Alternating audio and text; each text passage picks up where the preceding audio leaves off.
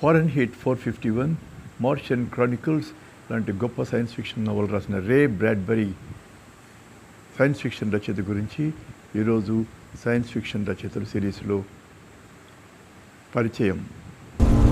రే Bradbury రాసిన అద్భుతమైన కథల గురించి కూడా పరిచయం. ఇది ది లాంగ్ రేంజ్ అనే కథలో దృశ్యం. హలో, నమస్తే. ఈరోజు సైన్స్ ఫిక్షన్ రచయితల సిరీస్లో రే బ్రాడ్బరీ జీవితం, రచనలు, శైలి ఇంకా లక్షణాల గురించి పరిచయం చేస్తాను. రే బ్రాడ్బరీ వ్యక్తిగతంగా నాకు చాలా ఇష్టమైన రచయిత. మరి ఈయన సైన్స్ ఫిక్షన్ రచయిత అంటే సైన్స్ ఫిక్షన్ రచయిత అని చెప్పడానికి లేదు. ఎందుకంటే ఇతను మామూలు కథలు, ఒక కవితాత్మక ధోరణితో వచనం, అద్భుతమైన నవలలు రాశాడు 1950ల ప్రాంతాల్లో.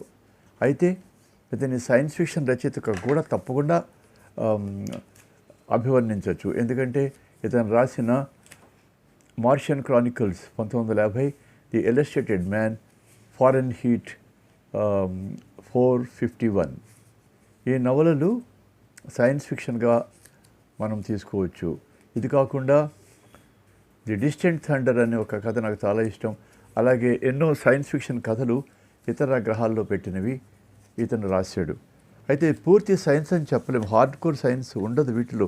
ఎక్కువ ఊహ, ఫ్యాంటసీ, ఇది నిజమే అని భ్రమించేట్టుగా ఉంటుంది. అద్భుతమైనటువంటి కవితాత్మకమైనటువంటి వచన శైలి, ఉపమానాలు, మెటఫర్సు, ఆయన భాష చాలా అద్భుతంగా ఉంటుంది.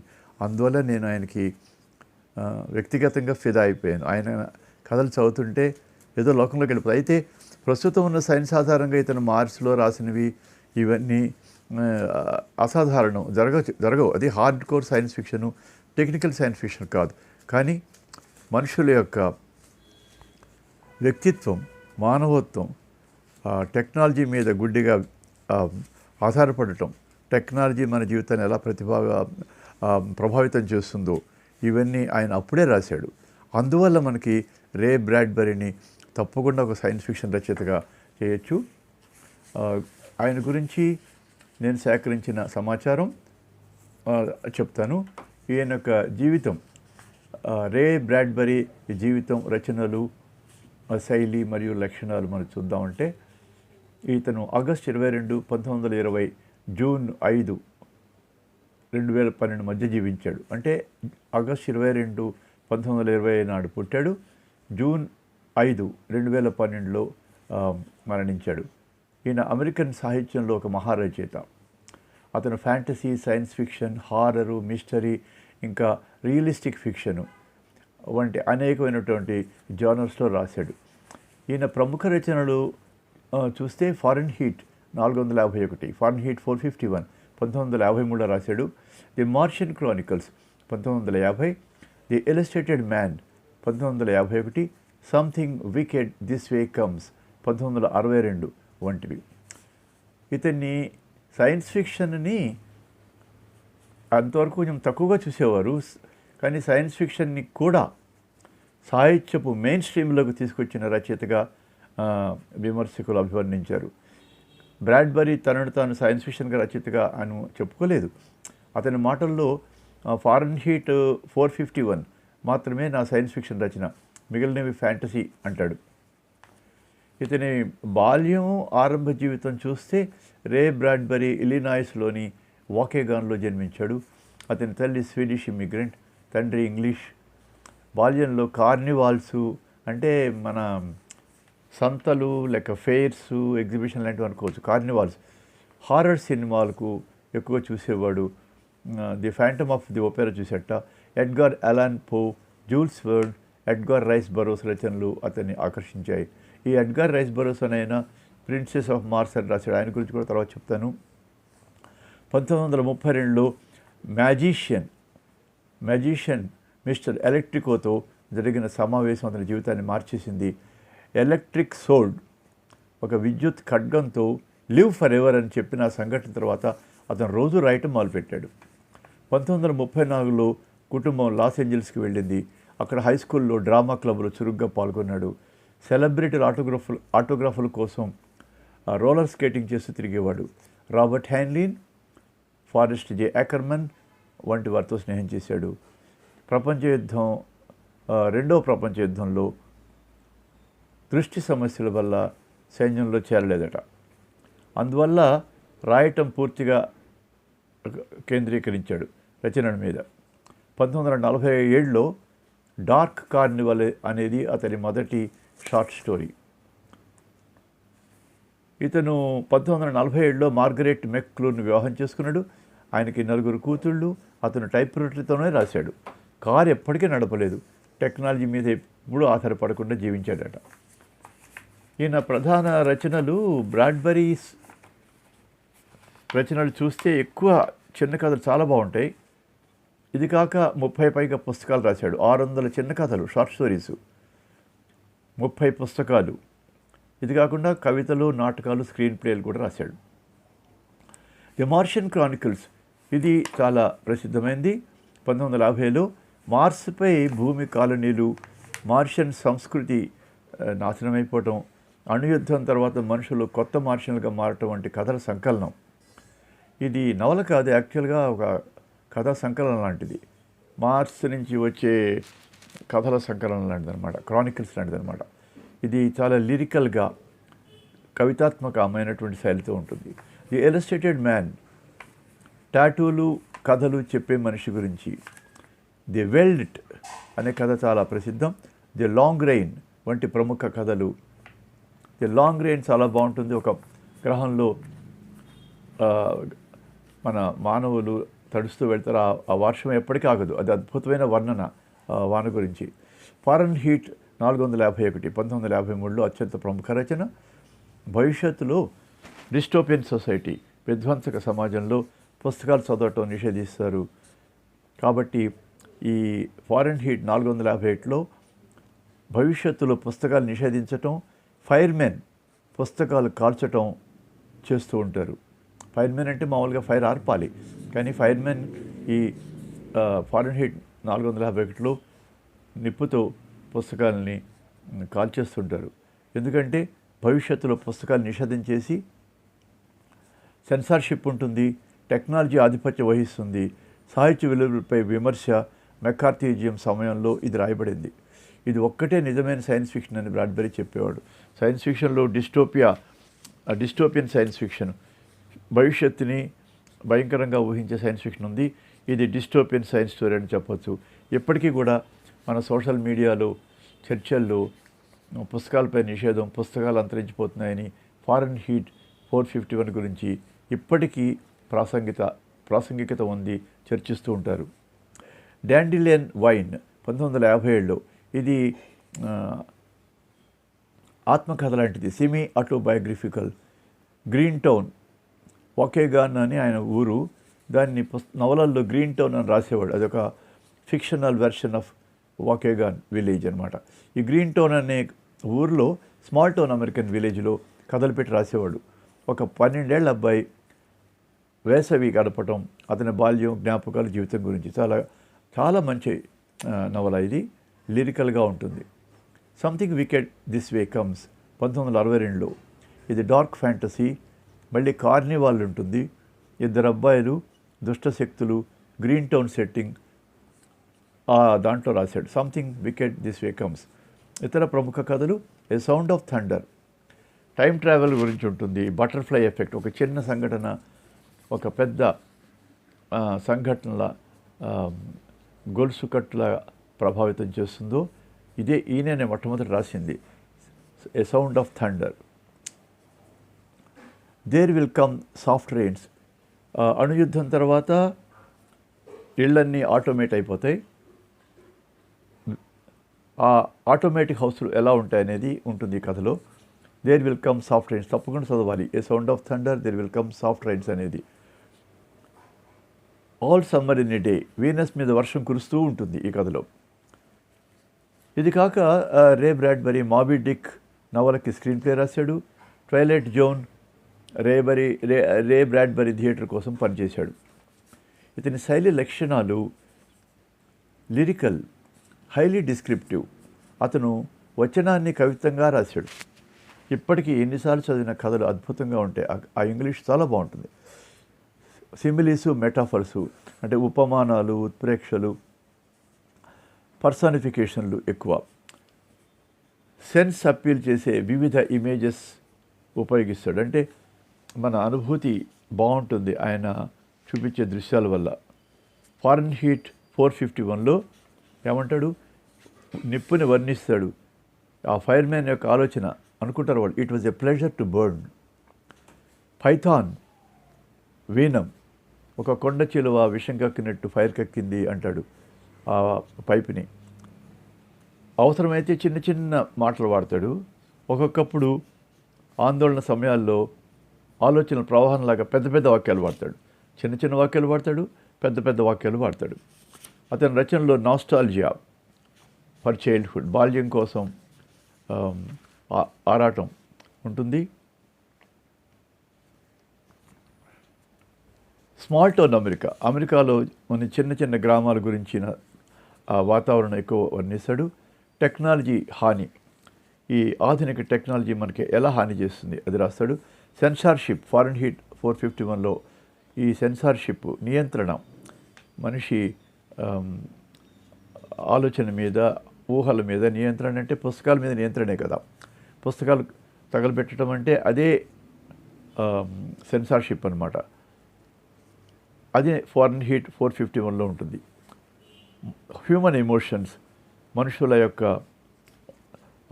భావాలు, ఇమాజినేషన్ వర్సెస్ రియాలిటీ, మన ఊహకి వాస్తవికతకి ఎంత తేడా ఉంటుందో ఇలాంటి ఇతివృత్తాలు ఉంటాయి. ఇతన్ని మిడ్ వెస్ట్ సర్రియలిస్ట్ అని అంటారు. పల్ప్ మ్యాగజైన్లో మొదట కథలు రాసుకుని చివరికి సాహిత్య ప్రమాణాలు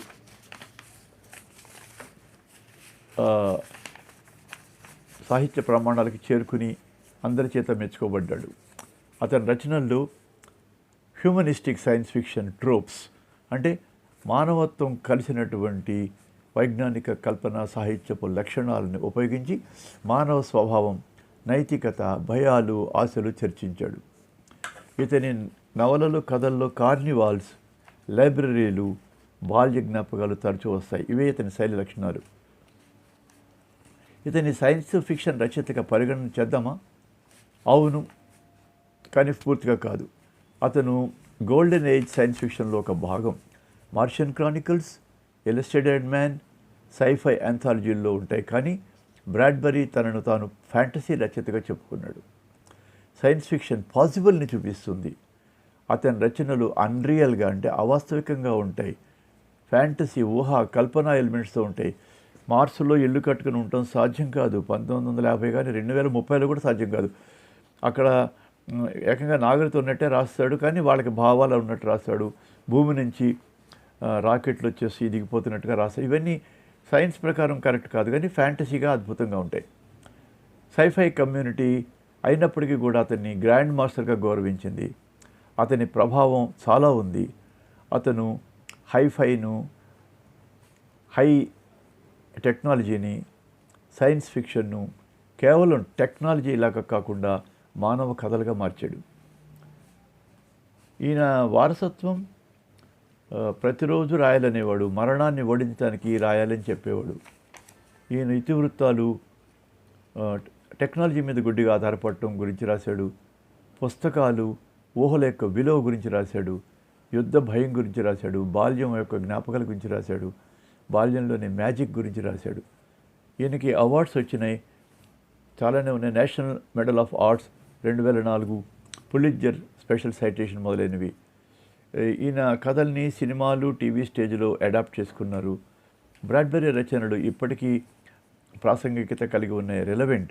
సోషల్ మీడియా, ఏఐ, సెన్సార్షిప్ యుగంలో ఫారెన్హీట్ 451 మరింత ప్రాసంగికం. అతను మనిషి హృదయాన్ని, భయాలను, ఆశలను అద్భుతంగా చిత్రించాడు.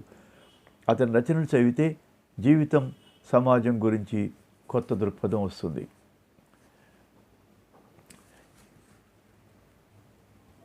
ఇప్పుడు కొన్ని బ్రాడ్బరీ నవలల సారాంశం క్లుప్తంగా చెప్తాను. సైన్స్ ఫిక్షన్ నవలలు, కథల గురించి, తర్వాత మామూలు కథల గురించి క్లుప్తంగా సేకరించిన సమాచారం ఇది.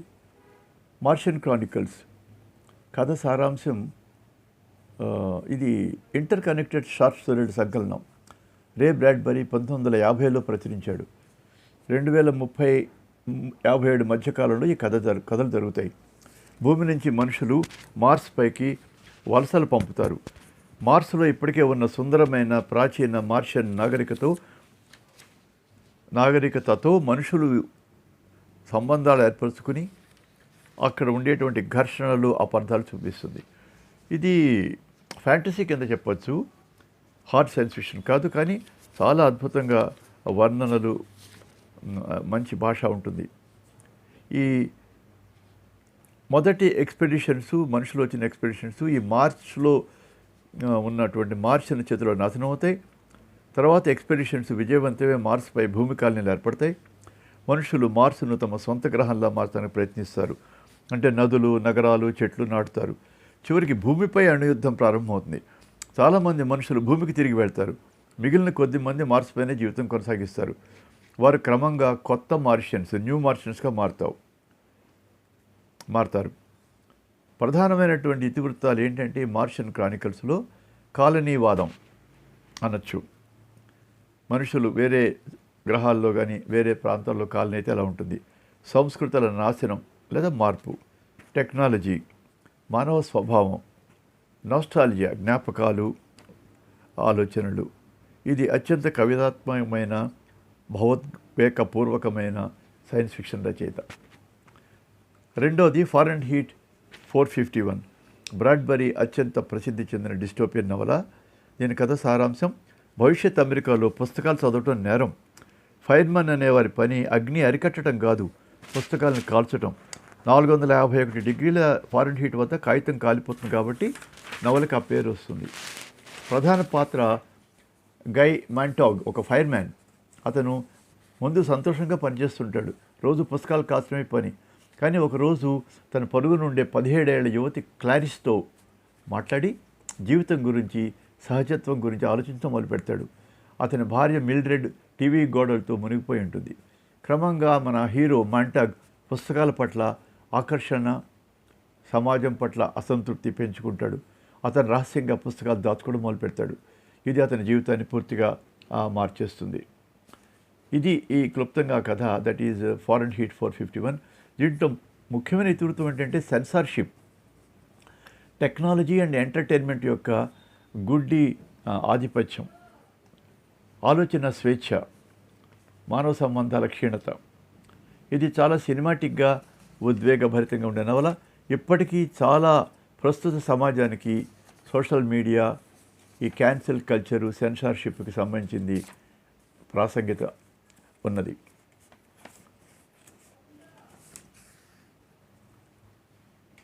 ఇప్పుడు రే బ్రాడ్బరీ యొక్క ప్రభావం గురించి చెప్తాను. ఇతను సైన్స్ ఫిక్షన్ని లిరికల్ ప్రోజ్, కవితాత్మక వచనంతో రాశాడు. ఫ్యాంటసీ ఎక్కువ రాశాడు. ఉపమానాలు, మెటాఫర్స్ ఎక్కువ వాడాడు. నాస్టాల్జియా, టెక్నాలజీ మీద విమర్శ చేశాడు. ఇది ఆధునిక స్పెక్యులేటివ్ ఫిక్షన్కి మార్గం చూపించాయి. ఇది సైన్స్ ఫిక్షన్ని లిటరరీ జనరల్కు, సాహిత్య విలువలకి ఎత్తాడనమాట.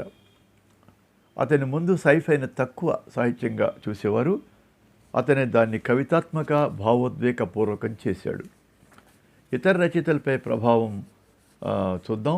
Stephen king, horror master Stephen king. అతను భయానక నవలకి మాస్టరు. అతను బ్రాడ్బరీని తన గొప్ప ప్రేరణగా చెప్పుకున్నాడు. Without Ray Bradbury there would be no Stephen King అని కూడా అన్నాడు. బ్రాడ్బరీ యొక్క small town America, dark fantasy శైలి కింగ్ రచనల్లో కనిపిస్తుంది. నీల్ గైమన్ బాల్యంలో బ్రాడ్బరీని చదివి ప్రభావితమయ్యాడు.